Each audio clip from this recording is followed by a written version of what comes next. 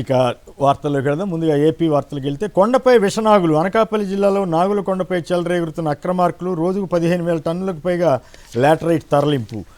గిరిజన విద్యార్థిని దారుణ హత్య. ఈ నెల 3న అదృశ్యం. ముళ్ల పొదల్లో మృతదేహం లభ్యం. తలపై బలమైన గాయం. అనంతపురం జిల్లా కూడేరు మండలంలో ఈ ఘటన జరిగింది. పాపం బాలికపై అత్యాచారం. విశాఖ జిల్లా భీమిలి బీచ్ రోడ్డు ప్రాంతంలో ఘటన. నిందితుడు సహకరించిన మహిళ అరెస్ట్. కీచక రాజ్యం ఆగని అఘాయిత్యాల పర్వం. బాలికలు మహిళలపై అత్యాచారాలతో రాష్ట్రం అల్లకల్లోలం అంటూ సగటున 2 రోజులకు అత్యాచారం జరుగుతోందని ఒక విశ్లేషణ ఇచ్చారు. రాష్ట్రంలో మహిళలకు బాలికలకు భద్రత కరువైందని వైసీపీ అధ్యక్షుడు జగన్ మండిపాటు. శాంతి భద్రతల నిర్వహణలో సీఎం ఘోరంగా విఫలం. రెడ్ బుక్ రాజ్యాంగం, డైవర్షన్ పాలిటిక్స్పై మాత్రమే దృష్టి పెడుతున్నారని కూడా ఆయన వ్యాఖ్యానించారు. ఇక పోలవరంలో కమిషన్ల కథ జీవం తీస్తున్నారు. కమిషన్ల కోసం అంటూ మరో కథనిచ్చారు. మరో విశ్లేషణ వార్త ఇచ్చారు. కొత్త డయాఫ్రమ్ వాల్ బ్యావార్కు సబ్ కాంట్రాక్ట్ ఇచ్చారని కూడా వీళ్ళు చెప్పారు. వందే భారత్లో స్లీపర్ కోచ్ పెడతారట. తిరగబడ్డ టీచర్లు, మాట తప్పిన సర్కార్. వెబ్ కౌన్సిలింగ్ ద్వారా ఎస్జిటీల బదిలీలు మాన్యువల్గా నిర్వహిస్తామని ఇచ్చిన హామీకి మంగళం అంటూ మరో స్టోరీ ఇచ్చారు. ఇక మహిళలపై దాడులు జరుగుతున్నా స్పందించని హోంమంత్రి. వైసీపీ ఎమ్మెల్సీ వరదు కళ్యాణి ఆగ్రహం. ఏపీ ఎన్నికల్లోనూ ఈవీఎంల మాయాజాలం జరిగింది. ఒక్కో నియోజకవర్గంలో 26,000 ఓట్లు పెరిగాయి. ఇవే అభ్యర్థుల గెలుపోటములను ప్రభావితం చేసింది. మహారాష్ట్ర తరహాలోనే ఏపీలో కూడా మాయాజాలం. ఎక్స్ వేదికగా రిటైర్డ్ ఐఏఎస్ పివిఎస్ శర్మ ఉద్ఘాటన.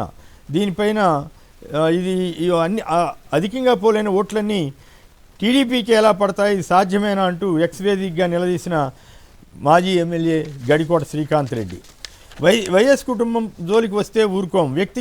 వ్యక్తిత్వ హననానికి పాల్పడితే సహించలేదు. జర్నలిస్ట్ కృష్ణరాజు వ్యాఖ్యలు ఆయన వ్యక్తిగతం. వాటికి వైసీపీకి సాక్షి యాజమాన్యానికి సంబంధం లేదు.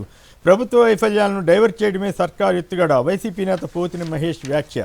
ఇక ఈనాడు ఆంధ్రజ్యోతి కూడా చూద్దాం. ఎంత దారుణంగా తయారయ్యాయంటే బాధ కలుగుతుంది. ఏమిటి జర్నలిజం ఈ స్థాయికి పెళ్లిబుక్కిన జనాగ్రహం. అమరావతి మహిళలపై అసభ్యకర వ్యాఖ్యలు నిరసిస్తూ రాష్ట్ర వ్యాప్త ఆందోళన అట. అంతకంటే పచ్చి అబద్ధం ఏమన్నా? అమరావతి మహిళలను ఎవ్వరూ వాళ్ళని ఉద్దేశించి ఎవ్వరూ అనలేదు. అనకపోయినా కూడా పనిగట్టుకుని రెచ్చగొట్టడం కోసం వాళ్ళని ఒక రకంగా ఈనాడు, ఆంధ్రజ్యోతి వగైరా తెలుగుదేశం మీడియా చాలా దారుణంగా అబద్ధాలు ప్రచారం చేస్తూ మహిళల్ని కించపరిచేలాగా వాళ్ళు ప్రవర్తిస్తున్నారనేది నాకు అనిపిస్తోంది. ఎందుకంటే నిన్న నేను చాలా స్పష్టంగా క్షమాపణ చెప్పాను ఏది జరిగిన పరిణామానికి. నా నోటి వెంట ఇప్పటి వరకు ఒక్కసారి కూడా అట్లాంటి అభ్యంతరకర పదం రాలేదు. కానీ ఎప్పుడైతే వీళ్ళు జనాగ్రహం అని రాస్తున్నారు చూసారా, వీళ్ళు ఈనాడు, ఆంధ్రజ్యోతి వాళ్ళు అలాంటి పచ్చి అబద్ధాన్ని ఆ పదాన్ని కొన్ని లక్షల సార్లు కొన్ని వందల నిమిషాలు వేశారు, కొన్ని లక్షల పత్రికల్లో ముద్రించారు. అది నిజమైన కేసు. అది అమరావతి మహిళలు వీళ్ళు అంటున్నటువంటి అమరావతి మహిళలను అవమానించడం అంటే అది అవమానించడం. కానీ దాన్ని సాక్షికో లేకపోతే ఇంకెవరికో వైసీపీకో అంటగట్టి ఎంత దారుణంగా మాట్లాడుతున్నారండి జగన్ గారి మీ సతీమణి భారతిరెడ్డి గారిని. ఆమె ఎట్లా ఏమిటి ఇన్ని అబద్ధాలా? ఒకటి నిన్నేమన్నారు, నేను కూడా మాట్లాడాను అన్నారు. ఇవాళ పైగా అన్ని వాళ్లే అభ్యంతరకర పదాలన్నీ రాసేశారు. కేసు పెడితే వాళ్ళ మీద కదా కేసు పెట్టాల్సింది. ఎట్లా వాళ్ళు ఒకసారి అంటే మీరు 100 సార్లు ఇట్లా ప్రచారం చేశారు, లక్షల పత్రికల్లో వేశారు, ఇది అవమానం అని అమరావతి మహిళలు కానీ ఇంకే మహిళలు కానీ వాళ్ళ మీద అన్న వాటిని వాళ్ళకి ఆపాదించి వీళ్ళు చేస్తున్న దుష్ప్రచారాన్ని ఖండించవలసిన బాధ్యత ఏ మహిళ పైన ఉంటుంది, ఏ మహిళా సంఘం పైన ఉంటుంది. ఏ రాష్ట్ర మహిళని కూడా ఎవరూ కించపరచలేదు. ఆ మాటకు వస్తే నేను నా జీవితంలోనే ఎప్పుడు అట్లా చేయలేదు. నా ప్రోగ్రామ్స్లో 20 ఏళ్ళుగా దాదాపు 30 ఏళ్ళుగా నేను ఈ ప్రోగ్రామ్స్లో పార్టిసిపేట్ చేస్తున్నాను. ఎన్నడూ చర్చల్లో కానీ లేదా నేను కండక్ట్ చేసే ఈ దీంట్లో కానీ ఎక్కడ అట్లాంటి పదాలు ఎవరిని మాట్లాడడం లేదు, నేను మాట్లాడు. ఆ మాటకు వస్తే ఈ పదం ఇప్పటికి కూడా నేను వాడలేదు. కానీ ఇదే ఈనాడు, ఇదే మిగతా తెలుగుదేశం అనుబంధ పత్రికలు ఇంత నీచంగా ప్రచారం చేసి ఎవరిని అవమానించారు? మహిళల్ని మీరు అవమానించింది, మేం కాదు. ఇంత దారుణమా?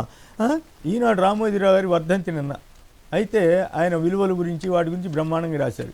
నేను కూడా చెప్తున్నా, నేను అనేకసార్లు ఇక్కడ కూర్చునే చెప్పా, రామోజీరావు గారు నిజాలైతే రాయండి, అబద్ధాలైతే రాయొద్దు అని ఎన్నోసార్లు చెప్పారని ఇక్కడ కూర్చొని చెప్పా. ఇప్పటికి కూడా అదే చెబుతున్నా. కానీ ఇప్పుడు జరుగుతున్నది ఏమిటి? ఆయన చెప్పిన దానికి పూర్తి విరుద్ధంగా పచ్చి అబద్ధాలు రాస్తున్నారా లేదా?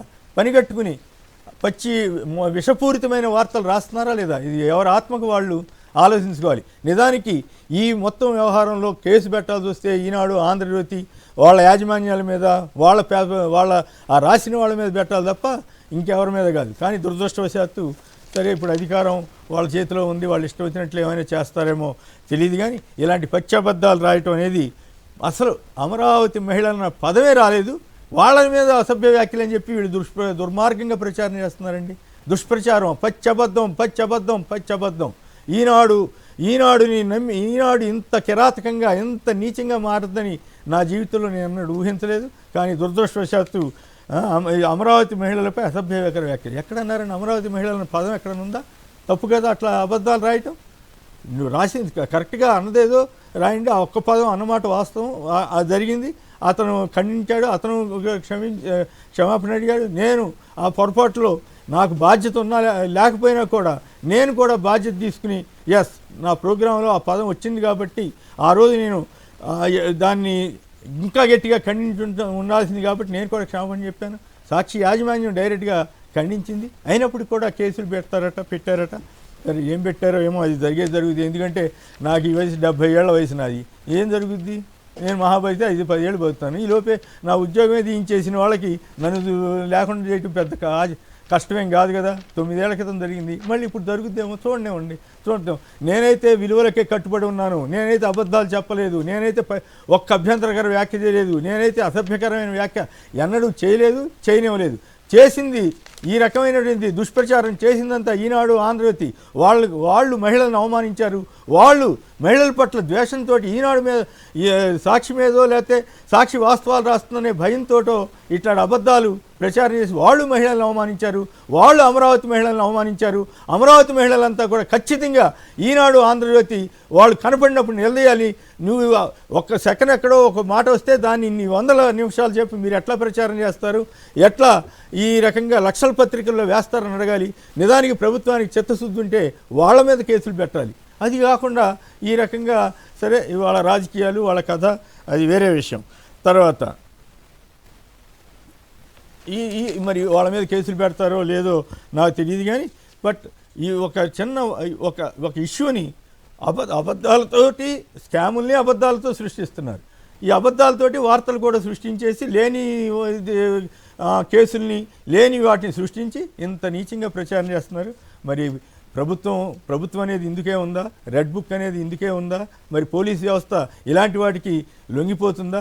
నిజంగా నేనేమన్నా ఒక్క మాట అన్నానా? ఆ పదం వాడానా? ఆ పదం వాడి ఉంటే ఖచ్చితంగా నన్ను కూడా ఏమన్నా చేయొచ్చు, నాకేం అభ్యంతరం లేదు. ఏం చేస్తారు చేయండి, అంతే కదా. నేను నిజాయితీగా ఉన్నానో లేనో నా ఆత్మకు తెలుసు. నేనేమి ఇతరత్ర దేవుడు ఇంకోటి అనేటువంటి మనిషిని కూడా కాదు. జరుగుద్ది అనుకోవటం. కానీ ఇట్లాంటి అబద్ధపు వార్తలు రాస్తున్న ఈనాడు, రామోజీరావు వర్ధంతి రోజునే పచ్చి అబద్ధాలు రాసిన ఈనాడు సిగ్గుపడాలి. రామోజీరావు అబ్బాయి బాధపడాలి. రామోజీరావు గారి తరఫున పనిచేస్తున్న సంపాదక వర్గం ఇంత నీచానికి పాల్పడుతున్నందుకు వాళ్ళు ఆత్మవంచన చేసుకోవాలి. ఆత్మవంచన చేసుకున్నందుకు వాళ్ళు సిగ్గుపడాలి. నేనైతే ఎక్కడ తప్పు చేయలేదు, సాక్షి యాజమాన్యం తప్పు చేయలేదు. ఆ ఇండిపెండెంట్ జర్నలిస్ట్ ఒక మాట అన్న దాని మీద ఆయన కూడా తర్వాత చెప్పాడు. అయితే దాన్ని పలానా ప్రాంత మహిళలకని చెప్పి వక్రీకరించి ఇంత ఘోరమైనటువంటి విషప్రచారాన్ని చేస్తున్నందుకు ఈనాడుని జనం నమ్మాలా వద్దా అనేది ఎవరిష్టం వచ్చినట్టు వాళ్ళు తేల్చుకోవాలి. దురదృష్టం ఇలాంటి వార్తల్ని. ఏది మరోవైపు చూడండి, విశాఖపట్నంలో అనంతపురంలో ఒక మహిళను ఇట్లా చేస్తే అది వార్త కాదు వాళ్ళకి. బాలికపై విశాఖ బీచ్ రోడ్లో ఇట్లా జరిగితే వార్త కాదు వాళ్ళకి. ఇవన్నీ వదిలేసి పనిగట్టుకుని మహిళని రెచ్చగొట్టి మొన్న తెనాల్లో 2 దళితులు ఒక ముస్లింని అట్లా బహిరంగంగా దండించడం మీద పెద్ద విమర్శ వచ్చింది కదా. వీటన్నింటినీ కవర్ చేయడం కోసం జనం సూపర్ 6 హామీలు ఇవన్నీ అడుగుతున్నారు కదా. చంద్రబాబు గారి కన్నా ఏదో చేద్దామని ఉందేమో కానీ ఈనాడు, ఆంధ్రజ్యోతి మాత్రం అసలు ఆయన్ని భుజాన వేసుకోవడం కోసం ఆయన్నే అప్రదిష్ట పాలు చేస్తున్నారేమో నాకు అనిపిస్తుంది. సరే అది రాజకీయం జోలికి నేను వెళ్ళను, కానీ బట్ నా వరకు నేను తప్పు చేయలేదు, నేను ఎక్కడ పదమే వాడలేదు. అయినప్పటికి కూడా నా మీద కూడా నేను సమర్థించానని పచ్చి అబద్ధం రాస్తుంది ఈనాడు. నేను ఎక్కడ సమర్థించలేదు. నిన్న కూడా నేను చాలా క్లారిటీగా చెప్పాను.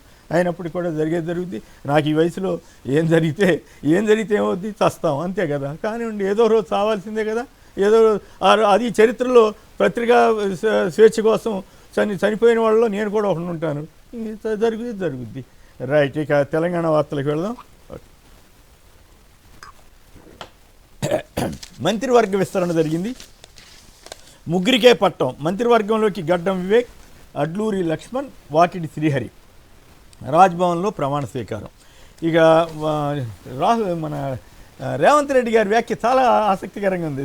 స్కూలింగ్ బీజేపీలో, కాలేజీ చంద్రబాబు వద్ద, ఉద్యోగం రాహుల్ వద్ద అంటూ చాలా చమత్కారపూరితంగాను ఆయన సక్సెస్ ఫార్ములా అదేనా అన్నట్లుగా చాలా ఆసక్తికరంగా ఉంది. దాని మీద కూడా మనం చర్చలోకి వెళ్దాం. అసంతృప్తులు, బుజ్జగింపులు. తర్వాత ఈ ఓట్లు నమోదు ఇవన్నిటి మీద రాహుల్ గాంధీ మళ్ళీ పెద్ద ఎత్తున విరుసుపడ్డారు. నిన్న ఒక వ్యాసం కూడా రాశారు. ఇందాక ఒక పివిఎస్ శర్మ గారు ఆయన వ్యాఖ్య కూడా మేము మీ దృష్టికి తీసుకురావడం జరిగింది.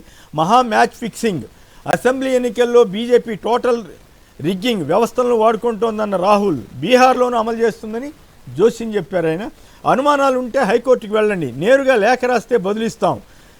రాహుల్ గాంధీకి ఎన్నికల కమిషన్ స్పష్టీకరణ. ప్రజా తీర్పును అపహాస్యం చేస్తారా అంటూ బీజేపీ నేత ఫడ్నవీస్ గారు వ్యాఖ్యానించారు.